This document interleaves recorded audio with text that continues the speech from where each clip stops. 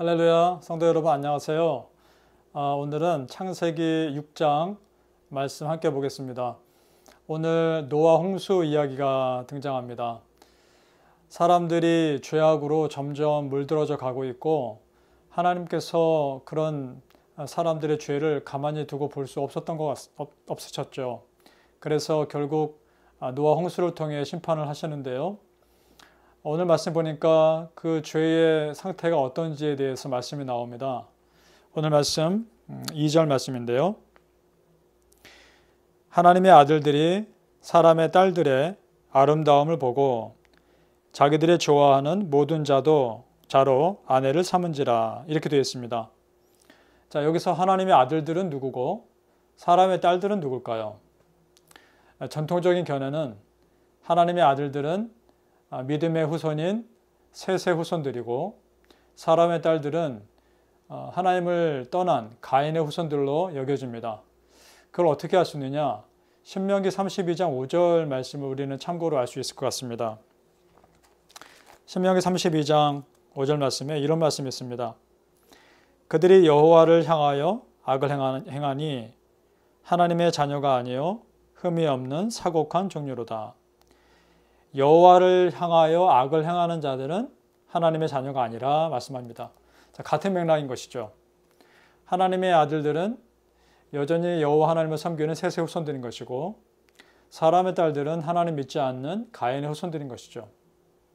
자, 이렇게 해서 세상을 떠난 하나님을 믿지 않는 문화가 점점 하나님 믿는 백성들에게 들어오기 시작한 겁니다. 그 문제의 본질이 무엇일까요? 그것은 오늘 말씀 2절의 한 부분에 힌트가 나와 있습니다. 자, 이렇게 되어 있네요.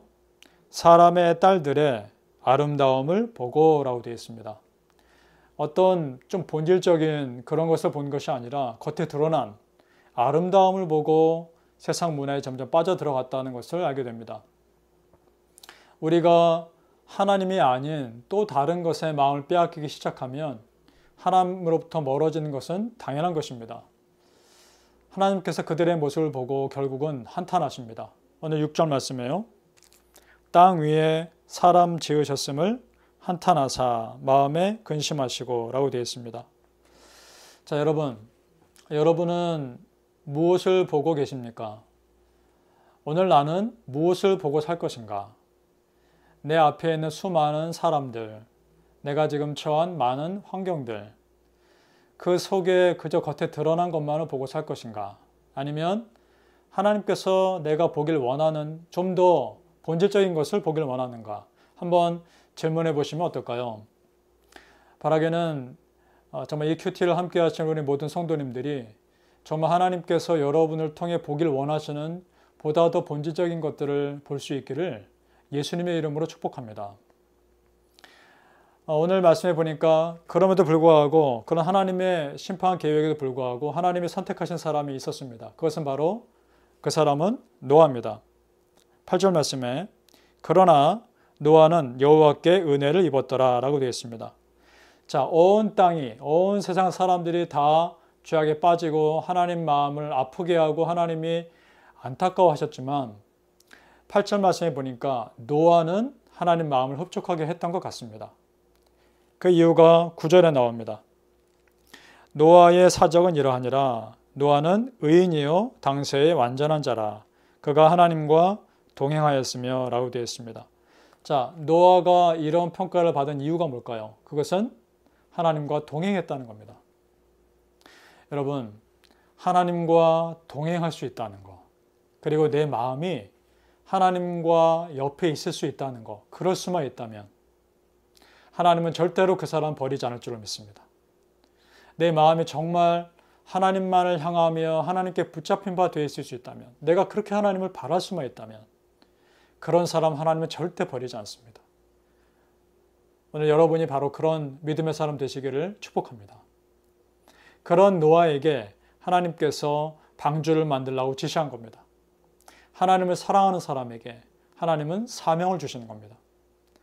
오늘 방주를 보니까요, 14절에 보니까 잣나무로 지으라고 하십니다. 잣나무로 너를 위하여 방주를 짓되 그 안에 칸틀을 막고 역정으로 그 안팎에 칠하라 라고 되어 있습니다. 자, 잣나무는 사이프레스라고 하는 침엽수의 하나입니다. 상록수죠. 늘 푸른 나무죠. 그 주변에 그 당시에 잣나무가 많아서일까요? 아마 그럴 수도 있을 겁니다. 그런데 하고 많은 나무 중에 왜 잣나무로 방주를 지으라고 하셨을까요? 궁금하지 않으시나요? 한번 좀 찾아봤습니다. 잣나무가 어떤 성격의 나무인지.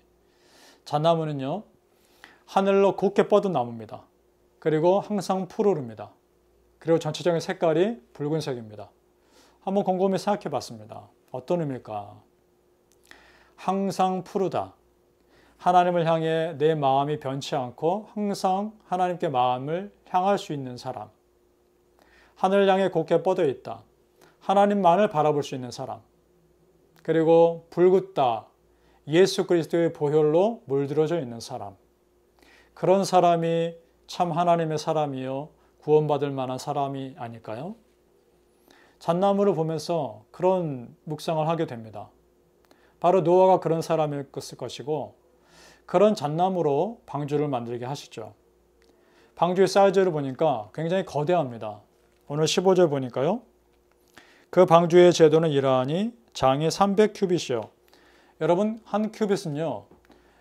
제 손끝에서 팔꿈치까지 약 50cm 정도라고 생각하면 쉽습니다. 그러니까 300큐빗이니까 약 150m 정도가 되겠죠. 길이가. 그리고 광이 50큐빗이요. 광은 그 배의 폭입니다. 50큐빗이니까 25m 정도가 되겠죠. 그리고 고가 30큐빗이니까 높이는 15m 정도가 되는 거대한 배입니다. 굉장히 거대한 배고 풋볼 경기장 하나가 충분히 들어갈 만한 그런 사이즈인 겁니다. 이런 방주를 만드는데 하나님께서 노아를 선택하셨고 노아가 그것을 지을 수 있게끔 힘을 주셨을 겁니다. 그리고 나서 노아에게 언약을 세우십니다. 어떤 언약이냐? 18절에요. 그러나 너와는 내가 내 언약을 세우리니 너는 네 아들들과 네 아내와 자부들과 함께 방주로 들어가고 혈육에 있는 모든 생물을 너는 각기 암수 한 쌍씩 방주로 이끌어들여 너와 함께 생명을 보존케 하되 새가 그 종류대로 육축이 그 종류대로 땅에 기는 모든 것이 그 종류대로 각기 둘씩 내게로 나오리니 그 생명을 보존케 하라. 자, 여러분, 이제 하나님께서 다 멸망하실 겁니다. 멸망시키실 겁니다. 그런데 노아와 그 가족들 그리고 모든 짐승들을 종류대로 그렇게 구원하실 것을 약속하고 계시는 겁니다. 자, 여러분, 이 구절 어디 많이서 들어보지 않으셨습니까? 종류대로라는 말입니다.